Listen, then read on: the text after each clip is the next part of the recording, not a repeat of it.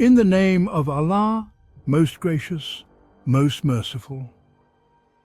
Today I'm going to take you on an extraordinary journey through one of the most captivating stories of a powerful ruler sent by Allah to the farthest corners of the earth.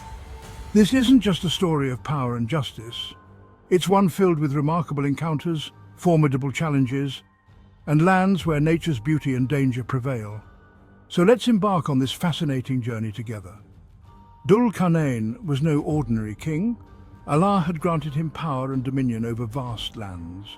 His name, Dhul-Qarnayn, is often interpreted as the one with two horns, symbolizing his control over the east and the west. He was a mighty figure, known not only for his strength but for his wisdom and justice. Allah had given him the ability to travel far beyond the lands that ordinary men could reach.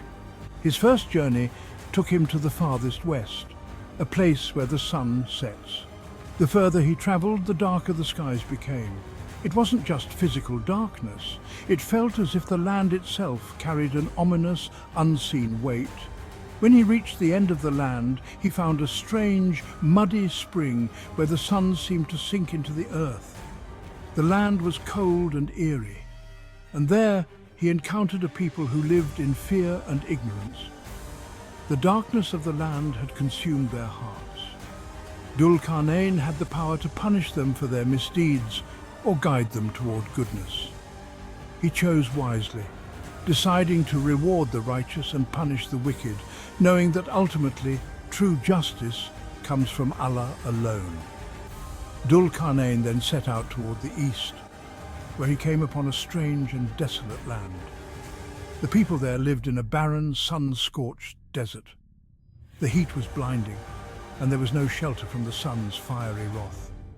The people's skin was burnt and cracked, their lives reduced to mere survival under the relentless sun. Their faces showed signs of suffering, and yet they lived on, barely clinging to life in this unforgiving place. This land felt unnatural, a place where life was trapped under the burning gaze of the sun. Dhul-Qarnayn did not force himself upon these people, nor did he disturb their way of life. He respected their hardship and left them in peace, knowing that his mission was not to conquer, but to spread justice and protect the weak. Dhul-Qarnayn's final journey led him to a land between two great mountains, a place where the people lived in constant terror.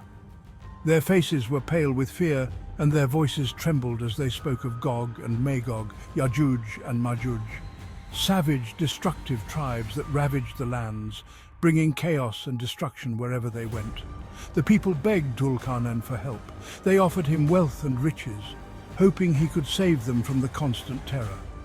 But Dhul-Qarnayn, humble and devoted to Allah, refused their payment. He didn't need gold or silver. His mission was to serve Allah by helping those in need. Dhul-Qarnayn agreed to help and devised a plan to trap Gog and Magog behind a massive iron barrier. The people brought him iron and copper, and with his wisdom and Allah's guidance, he built a wall so strong that neither Gog nor Magog could climb over it or break through it. This mighty barrier locked the terrifying tribes away, protecting the people from their destruction. For centuries they have been trying to escape their imprisonment by digging through the wall. However, each day they are unable to succeed, and every night the wall is restored by Allah. But near the end of times, they will finally break through the wall, and their release will signal a great trial for humanity. And so, my dear brothers and sisters, we learn from Dhul-Qarnayn's journey across the mysterious lands, where nature's beauty and danger coexist beyond our understanding. His story is a reminder of the wonders and perils that still lurk, waiting to be unleashed by Allah's command. The story of Gog and Magog remains one of the greatest warnings of the end times, and we must never forget the mercy and power of Allah, who alone can protect us from the unseen terrors.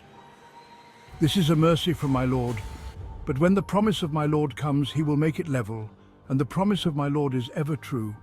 Thank you for watching, and for more epic stories, please like, share and subscribe my channel.